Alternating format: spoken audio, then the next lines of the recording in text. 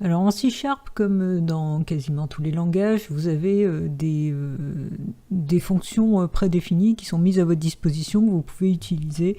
L'air de rien, on en a déjà utilisé parce que quand on écrit console.writeLine, en réalité derrière il y a du code qui permet de gérer l'affichage. On va voir dans les deux exercices suivants, 15 et 16, des manipulations sur les chaînes, hein, sur les objets de type string. Et on va voir quelques petites possibilités simples que l'on peut faire. Évidemment, on peut en faire beaucoup plus, c'est juste pour vous ouvrir la voie. On verra aussi des manipulations à partir de la classe math, donc qui permettent de faire des opérations mathématiques dans un deuxième temps. Donc là, pour le moment, on va faire un premier exercice, l'exercice 15. Le programme doit permettre de saisir une phrase, puis d'afficher la même phrase, mais avec des tirets bas, des underscores, à la place des espaces. Donc vous voyez, là on travaille sur un type string et on va faire donc la modification de remplacer les espaces par des underscores. Et vous allez voir que ça peut se faire très facilement avec des fonctions prédéfinies. Donc je vais créer un nouveau projet.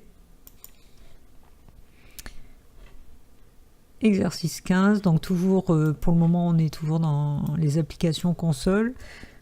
Donc, exercice 15. Voilà, le projet se crée.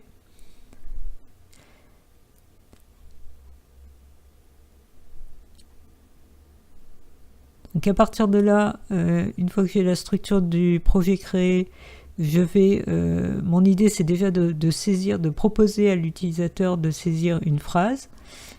Donc, je vais tout de suite dire que je veux faire une saisie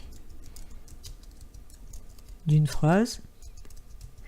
Alors pour cela, comme d'habitude, je fais un affichage console.writeLine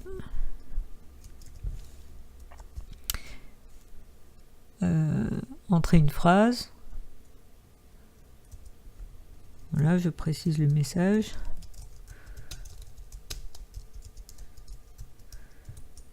Une phrase, je vais y arriver, voilà. Derrière, comme d'habitude, je fais un console.readline pour lire l'information saisie par l'utilisateur. Alors, il faut que je mette dans une variable. Alors, j'ai pas déclaré de variable. Alors, je voulais juste vous montrer qu'on peut très bien à la volée déclarer et initialiser la variable. On l'a déjà fait. Hein. C'est-à-dire qu'ici, je peux directement mettre string phrase égale. Donc je déclare la variable phrase et je l'initialise avec la saisie. Donc là, c'est pour vous montrer que en réalité, c'est assez rare qu'on sépare les déclarations finalement. On déclare au moment où on a besoin de quelque chose pour montrer un petit peu la portée de la variable. Bon, on verra plus tard que quand on écrira des choses à l'extérieur du main, on verra plus en détail ces histoires de portée de variables. Alors maintenant, je vais faire le remplacement, hein, ce qu'on m'a demandé, c'est-à-dire remplacement des espaces par des underscores. Eh bien, comment on fait ce genre de choses? Ben, en fait, on peut directement travailler sur phrase et lui appliquer la méthode replace.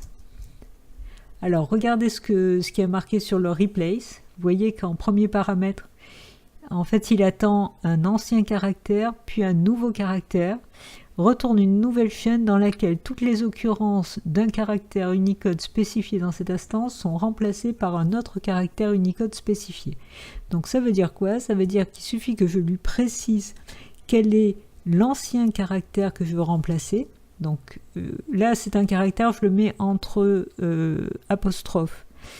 Ceci dit, le replace fonctionne aussi sur des chaînes, c'est-à-dire que vous pouvez remplacer un mot par un autre mot, par exemple. Et là, ça serait entre guillemets.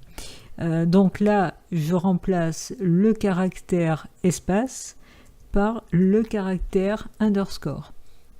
Alors, ce remplacement, si je laisse comme ça, il ne va rien se passer. C'est-à-dire, plus exactement, le remplacement ne se fait pas directement dans la variable phrase. En fait, ça va me retourner la phrase avec les espaces remplacés par des underscores. Mais ça, il faut que je le récupère dans une variable. Du coup, j'ai besoin de déclarer une nouvelle variable. Je vais l'appeler new phrase, par exemple. Et c'est dans New Phrase que j'affecte le résultat de ce remplacement. Il ne me reste plus qu'à afficher.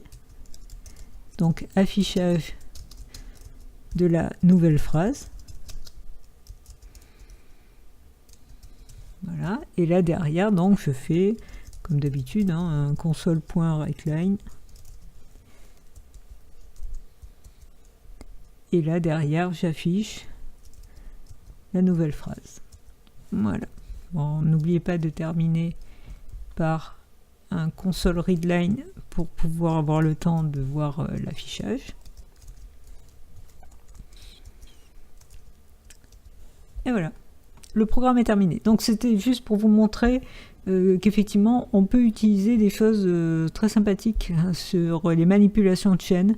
On peut récupérer par exemple la longueur d'une chaîne, on peut récupérer un morceau de chaîne à partir d'une certaine position jusqu'à une certaine position. Il y a énormément de choses qui sont déjà offertes avec les possibilités de manipulation des chaînes. Alors on va quand même, penser à sauver, on va quand même tester pour voir si notre programme fonctionne. Donc on attend la compilation, la création du fichier exe, et puis à partir de là, donc exercice 15 exe, à partir de là on va voir la fenêtre d'exécution qui va s'ouvrir. Voilà, donc là il va me demander de saisir une phrase.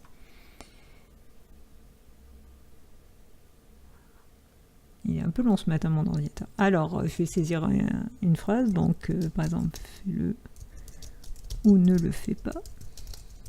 Voilà. Et si je valide, vous voyez, j'obtiens exactement la même phrase et avec les espaces qui ont été remplacés par des tirets bas, tout simplement. Je vais enchaîner sur un deuxième exercice qui va permettre de faire une autre manipulation sur les chaînes et on aura fait le tour. Enfin, on aura fait le tour. On aura vu, je vous aurai montré la voie dans ce domaine-là. Donc je vous dis à très très bientôt et surtout, bien sûr, pensez à coder.